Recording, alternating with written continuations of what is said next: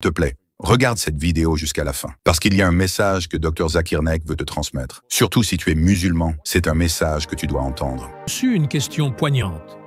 Une question posée par une étudiante universitaire du Royaume-Uni, Fatima Patel.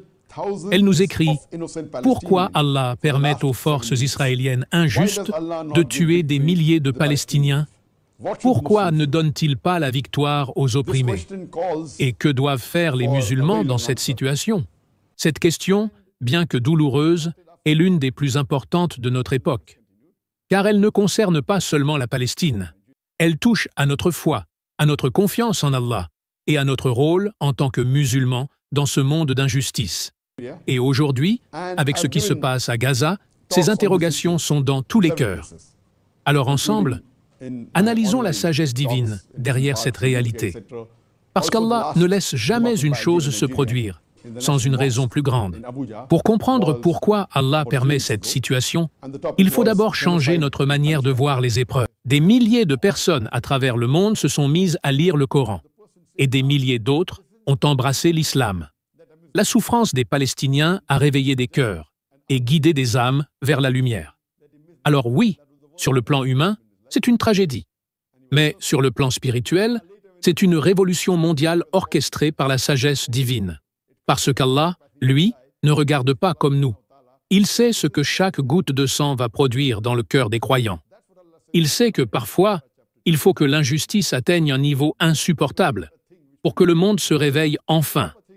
Et pendant que les oppresseurs pensent gagner, Allah leur tend la corde. Il les laisse aller plus loin, pour que leur chute soit encore plus grande. Allah expose, Allah démasque, et Allah révèle à chacun sa véritable position. Ce n'est donc pas une absence de justice, c'est un plan divin en action. Un plan où la vérité finit toujours par triompher. Mais au moment décidé par Allah, pas par nous. Beaucoup de gens croient que cette guerre est un test. Allah nous dit « Nous vous éprouverons très certainement par un peu de peur, de faim, de perte de biens, de personnes et de fruits. Mais annonce une bonne nouvelle aux endurants, à ceux qui disent « Quand un malheur les atteint, certes, nous appartenons à Allah, et c'est vers lui que nous retournerons. » Ces versets, ce ne sont pas des métaphores. Ce sont des réalités que vivent de nos frères et sœurs en Palestine chaque jour. Allah ne teste pas seulement ceux qui sont sous les bombes. Deux groupes aura le soutien d'Allah, lequel méritera sa miséricorde et sa victoire. Certains se demandent, mais pourquoi les Palestiniens souffrent autant? La réponse est simple, parce que leur récompense sera immense. Les plus grands tests ont été réservés aux plus grands hommes, les prophètes. Aucune génération, aucun peuple n'a été éprouvé comme eux. Et les compagnons du prophète? Ils ont été torturés, exilés, tués. Et pourtant, Allah les a élevés au rang le plus noble, après les prophètes. Ce qui se passe aujourd'hui est une répétition. Une nouvelle génération d'âmes sincères est en train d'émerger. Et Allah les prépare pour un rôle immense. Ne crois pas que ceux qui meurent sous les bombes sont perdants. Au contraire, Allah leur a offert la meilleure mort possible, mourir en état de résistance et de foi. Et maintenant, regardons la réalité. Des mères qui disent à la caméra « Si Allah me donne 10 autres enfants, je suis prête à les lui offrir. » Des enfants qui apprennent le Coran, même au milieu des gravats.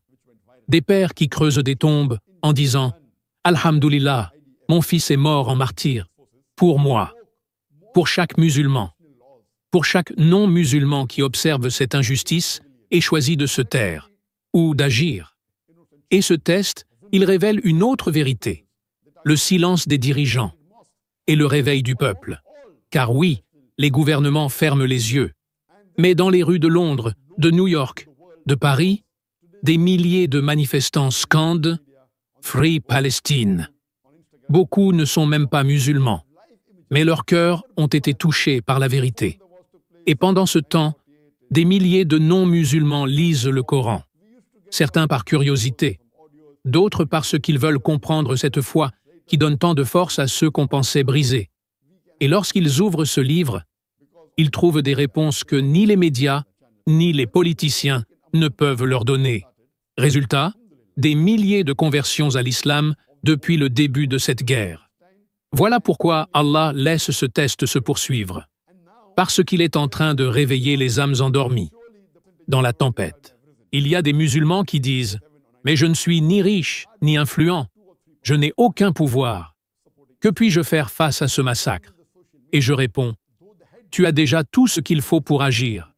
Car Allah ne t'interrogera pas sur ce que tu ne pouvais pas faire.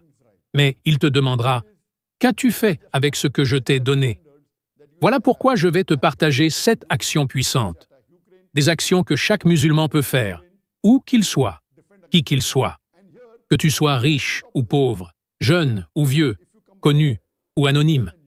Tu peux et tu dois les faire. Première chose, la doua. Ne sous-estime jamais la puissance de la prière. Quand Allah descend au ciel le plus proche et dit « Qui veut que je lui donne ?» Qui m'invoque pour que je lui réponde? Même si tu n'as qu'une seule minute chaque nuit, fais-la. Ce sont ces prières qui renforcent nos frères. Deuxième, partage la vérité autour de toi. Utilise ta voix, ton téléphone. Ne te tais pas. Même un simple message, une image, un lien peut éveiller une conscience. Tu ne sais pas. Peut-être qu'un seul de tes partages sauvera une âme. Parle à ton entourage. Sélectionne les 10 personnes les plus influentes que tu connais.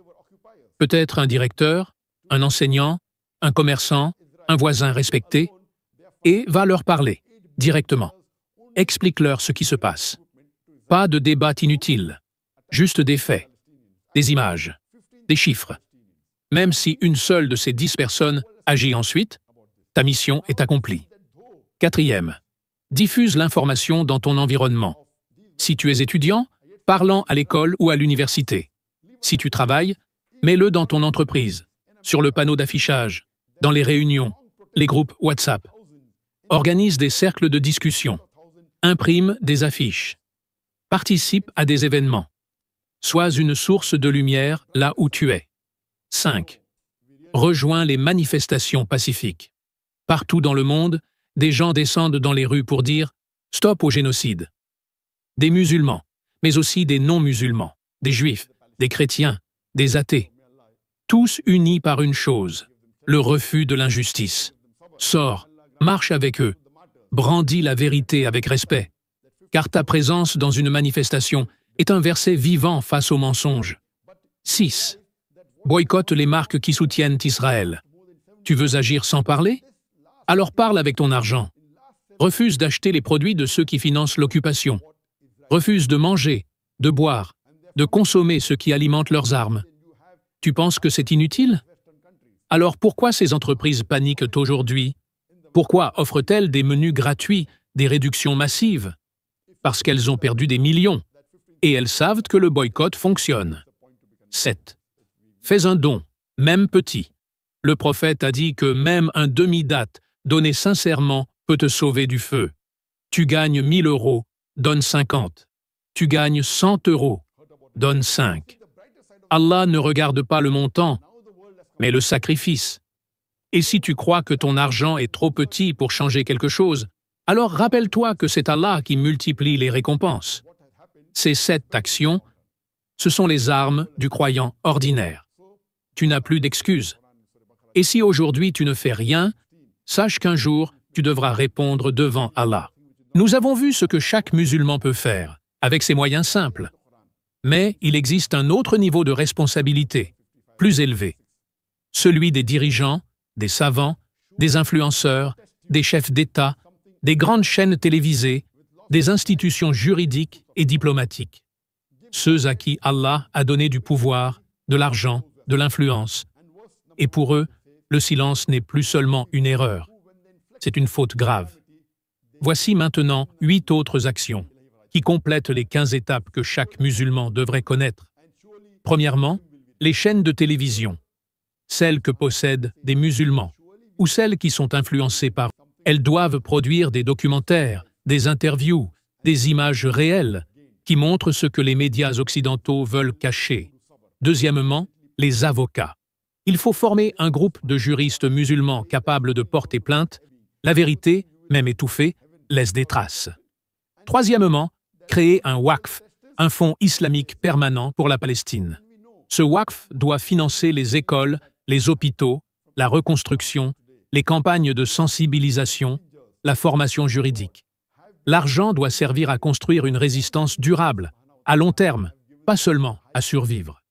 Quatrièmement, les États musulmans doivent envoyer des... Cinquièmement, rompre les relations commerciales. Ne plus acheter leurs produits, ne plus signer de contrats avec des entreprises israéliennes, ne plus importer leur technologie.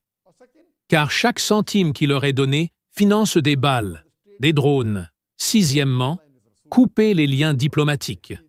Fermer les ambassades israéliennes. Retirer nos ambassadeurs. Faire savoir au monde que nous ne voulons pas traiter avec un État criminel. Certains pays l'ont fait, d'autres hésitent. Mais le courage politique commence par là. Septièmement, établir une alliance militaire musulmane. L'Occident à l'OTAN. Une coalition où si un pays est attaqué, tous réagissent. Les pays musulmans devraient créer leur propre alliance, une force de défense unie. Huitièmement, rétablir le califat. Pas un empire de conquête, mais une direction spirituelle et politique unifiée. Un guide qui rassemble les musulmans autour de la vérité, on nous l'a dit clairement. Tenez fermement ensemble à la corde d'Allah et ne vous divisez pas. Voilà donc le plan.